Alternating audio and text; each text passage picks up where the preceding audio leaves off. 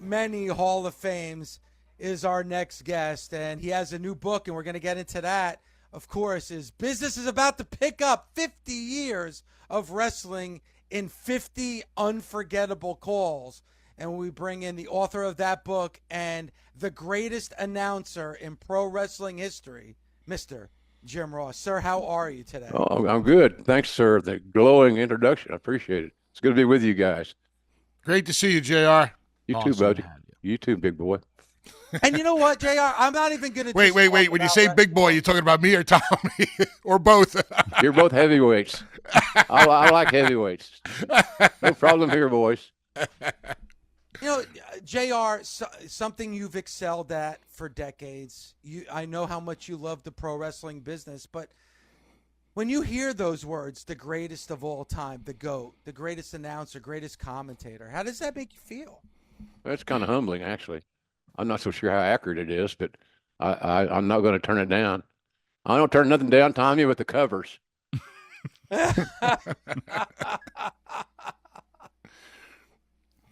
JR, we always talk on the show about sitting under the learning tree. We know who you came up under, but other influences in your career that you may have not, that people may not have known about, that made you a better announcer? Well, Leroy McGurk, believe it or not, was one of them, because even though he didn't have sight, he had great ears and he had great instincts. So he was my first broadcast partner, Bubba. And so I learned a lot from him, because every day was a learning tree day. Cowboy was big because he was just so smart. And he's still alive, still kicking in his 80s. He lives up in the Ozark Mountains. So but Cowboy was one. Leroy McGurk was one. Believe it or not, I learned a lot from cranky-ass Ole Anderson. Ole was a smart, no-nonsense guy, but he was a good mentor in that regard. Just nobody could stand to be around him. JR, when Ole passed away, we dedicated a show to him. We had some people come on to, speak kindly about Ole. Did you get along with Ole on a personal level? We didn't have really any significant personal relationship, to be honest with you. He was hard to get close to in that respect. So, but he was smart. He had a great mind for the business. He just was a miserable bastard. JR, I did an interview with Ole Anderson. It was early on in the history of Busted Open. It was the first year of Busted Open. About 5 minutes into the interview, my co-host bailed out of the interview. So I was left all by myself because, Ole did like to berate. And I have to say, it was without a doubt the most awkward, uncomfortable, and toughest interview I had ever done in my 20 plus years of broadcasting. He knew how to play his audience. He got a rise out of you, and all these years later, we're still talking about the old bastard.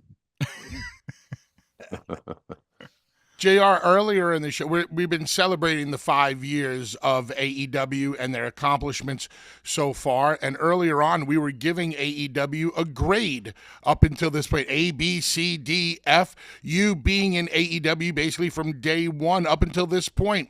What grade do you give AEW? Probably a solid B. A lot of things that can be improved upon, like anybody else's company. AEW's challenge right now to me is creating new stars. Somebody on that brand has got to get hot. And that's going to be, I think, what they need now is somebody's got to get hot. And, I'm not going to go into all the reasons why somebody's not, and why this is that, and all that dirt sheet stuff. But nonetheless, we got to get somebody hot. And it's just funny, these pay-per-views, like we're having Sunday night in Vegas, everybody, these kids rise to the occasion on those pay-per-views.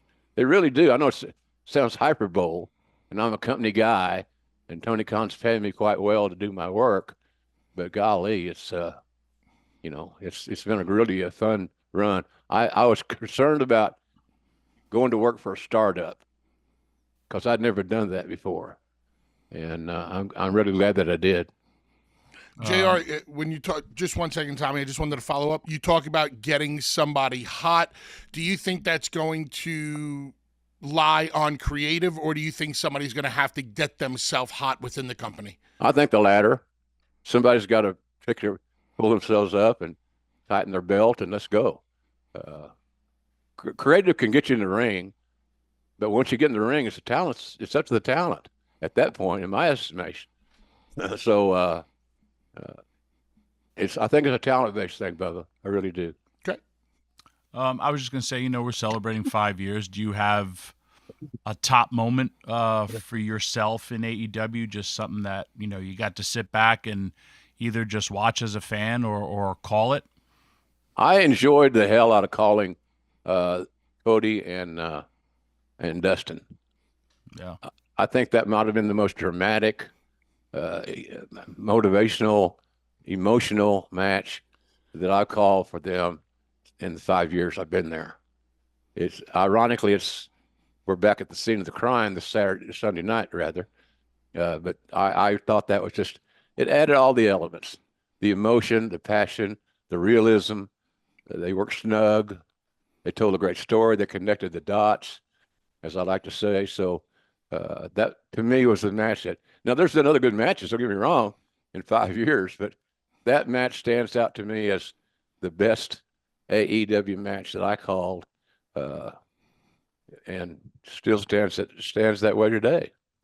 JR, when you look at that, and I agree with you, I think that match is the greatest match in AEW's short history, without a doubt. I just did my top 10 greatest moments so far for AEW, and that was near the top of the list, and to me, the number one match of all time. And then you look at Cody, kind of the foundation of AEW in that match, and then 5 years later, he's at the top of the card in the WWE and had one of the best WrestleMania moments and matches at WrestleMania 40. It's crazy how fast the cycle of pro wrestling moves, huh? Yeah, he got hot, and that's what, that's the name of the game. If you're a promoter or a booker, what can we do to get a talent hot and have the people draw that emotional investment in them? And so, but that match stands out. It checked every box: the emotion, the drama. They got a little blood, which that don't bother me. They told a really wonderful story. The hug at the end was like a cherry on the sundae, or the sauce on the ribs, if I may be so kind to promote my shit. Awesome. Yes, absolutely, please. But they just told a great story, and it everything fit, and everything made sense. So, but I love that match. I love those two guys. Cody was very instrumental in me coming to AEW. He came out here where I'm sitting right now in my home in Oklahoma. And I don't say he recruited me because we'd already got a deal, but he flew here from Atlanta to do some video and stuff. So he was emotionally invested in getting good old JR hired, and I appreciate that. I always will. JR, do you submit your feedback to the powers that be in AEW on a weekly basis? No, not on a weekly basis, but I do give them feedback when I see something that I believe needs to be mentioned. It's not always negative. I think sometimes in our world of pro wrestling today, we do too much negative stuff, too much negative feedback, and the glass is always half empty type thing. So, but I'm a big believer in positive motivation. So, I'm just trying to figure out who's going to steal the show on Saturday night on pay-per-view. How about one of the positives that sticks out in your mind right now that might not be at the forefront of everybody else's? Homegrown talent stepping up and working main event style matches. Example, Darby Allin. Darby's style in the ring might not be everybody's cup of tea. However, he's unique. He's different. He kind of has a little Jeff Hardy in him back in the day. And I don't have any problem with that. So, but I think some of these young cats coming into their own is really, it's heartwarming, because look, they want to live their dreams. I know we hear that a lot. I know it's cliche as hell, but they want to live their dreams. And now working on these pay-per-views gives them the opportunity to do so. So I'm a big fan of living your dream, Bubba, just like you're doing. You're still in. You're still tagged in. Get the table deep on. You know, JR, I wanted to follow up on something you said earlier when it came to AEW about you getting in, to a startup company. Mhm. I want to rewind to 5 years ago because like we're doing today and celebrating 5 years of AEW because this weekend will be Double or Nothing. The first ever AEW show and pay-per-view was that first Double or Nothing in Vegas in 2019. When you look back at that show, sold out show, over 11,000 fans in attendance, what were your feelings that night knowing that, all right, I'm a part of something that already from day one is showing success? I was excited, but I was surprised, to be honest with you. You never know if something's going to sell out. I knew at that point that the AEW had a chance, that they had a chance because it was obvious that fans are looking for an alternative. They're still looking for an alternative and looking for something new and fresh. So, but I said I believe that. So, but I'm a big fan of that, of the having another choice. Hell, I was telling somebody the other day, it's the middle of the night and I was watching women's wrestling. Don't tell me I'm not a student of the game. I don't know what I learned from watching it other than I was lack of sleep because it was on like at midnight or 1 o'clock, but it's wrestling and I'm going to watch the wrestling. So it's and I can't get enough of it. At 72 years old, I can't get enough of it. It's entertaining. Like WoW is actually a very entertaining show. Not everything's perfect, but I think in wrestling, not everything needs to be perfect as long as it's entertaining. Agreed, Dave. Let's not overthink things. It still is pro wrestling, and pro wrestling can be smart, presented intelligently, and all that good stuff, which is how I would prefer to see it done. But I believe that we gotta be smart. Sometimes I think we overthink ourselves, and that sometimes can be annoying. JR, let's switch gears a little bit. Let's talk about somebody who has been a thorn in your side for 30 plus years. Yeah. Let's talk about Paul Heyman. How did you feel about his Hall of Fame induction? Oh, he was great. It didn't. I wish the politics of our business were such that I could have attended just to sit out and listen to him. Plenty of car trips. Plenty of come to Jesus meetings, he's just spectacular. I told him one time I was on the car trip, and he drove. By the way, and I said, "God dang, man, you're so easy to hate." That might be the best compliment you can give a heel. I was just about to say you can't pay a heel a higher compliment. Right, and he's so smart. He could be a pain in the ass. We all know. I'll call you back in 5 minutes. And then 2 days later, you forgot that you had a call with him. So he's classic. JR, can you remember one of Paul Heyman's more memorable voicemails? Like when he wouldn't pick up and send you the voicemail. Can you remember one of his more memorable ones? He called me one time when I was in Atlanta, and I had caller ID. And he told me he was at the LaGuardia, and he was actually in a suburb of Atlanta with a girl, and that's just him. He outsmarted himself. Okay. I knew where you were, so I told him. I said, and he took such an investment in the WCW New York show. He'd get the page 6. And all that stuff, and so he could kind of customize his commentary. But he put a lot of effort into that stuff. So he's timeless. And here's the only negative about Paul that I see, and it's like the pot calling the kettle black. I worry about his weight. I worry that he's getting heavier than hell, and it's going to be counterproductive for his health, and I don't want to see that happen because he's not working out, he's not getting any exercise. Probably my guess is he isn't. So, but I love the guy. It's hard to say because there've been times where I wanted to kill him. I'm sure you have too. Tommy has. We all have. But we believe there's just something about him. And but he outsmarted himself that day. The caller ID got his ass. Hey, your other famous broadcast partner, Jerry the King Lawler, is there a perfect place? Maybe AEW rolls into Memphis. Is there a place for maybe a one night only reunion with you and the King and hosting an AEW show? Oh, yeah, I think so. One off. I don't think he wants to reinvest in a weekly schedule. Right. I certainly don't. That's I'm only doing pay-per-views now for Tony Khan, and I'm very comfortable with that, happy with that. Somebody said, "Well, you're only working a day a month." Yeah, but what about those other 50 years I put in? So I've kind of paid the dues, and I'm happy with my schedule, and I'm happy that Tony Khan is respectful enough to manage my schedule so that I can live a little longer.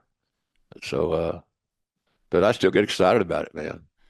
JR, would you agree or disagree that I don't think people realize how difficult it is that when you've been in this industry for 50 years and you've spent all the time that you have on the road and been, at an announce table or the head of talent relations or all the hats that you've worn, it's not easy to only work one day a month. No. Because it's in your blood. That's right. That's right. And I wouldn't have it any other way, to be honest with you. It's in my blood because I put it there. The business put it there. And I wouldn't have it any other way, to be honest with you. Well, you say that 50 years, and again, going back to the book, Business is about to pick up 50 years of wrestling in 50 unforgettable calls, available on Amazon.com. Also available at JR's Barbecue, jrsbarbecue.com, and you have some specials and bundles that are available right now. You can buy the book at jrsbarbecue.com as well. And I suggest now your third book, JR. So I want to get into the calls because I think everybody has their favorite JR call. What is the one call that you had in your career that you're the most proud of? Oh, well, I think the most memorable might be Brett and Stone Cold. Yeah, amazing. Unforgettable call. No doubt about it. Sorry about that, guys. I'm not having all good, JR. It's all good. I'm not having my best day. You sound good to us. That's all that matters. Yeah, I mean, no, the answers have been incredible, and you can get so much more at Business is about to pick up 50 years of wrestling and 50 unforgettable calls. JR's third book that's available right now.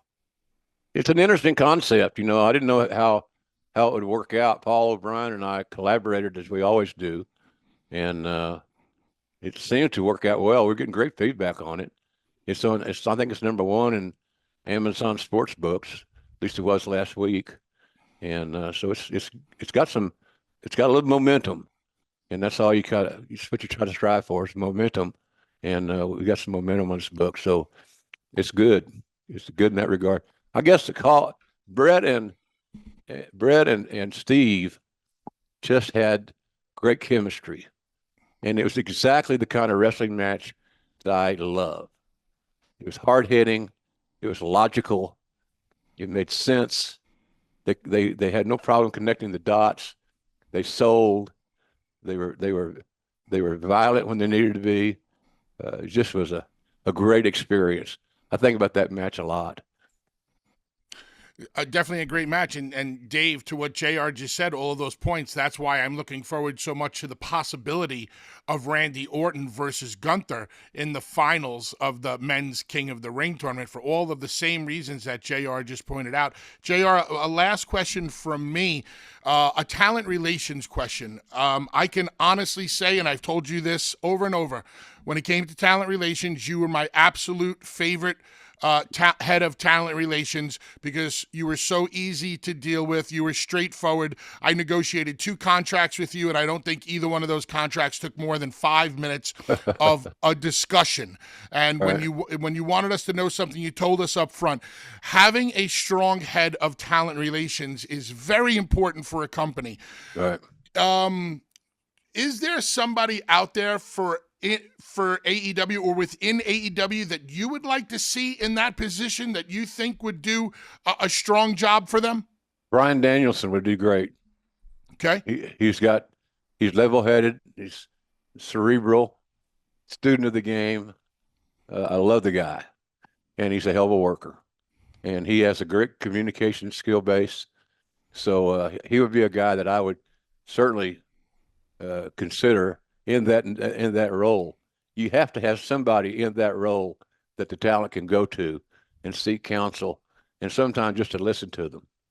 I remember you and I and Devon, and we had that little meeting about your payoff.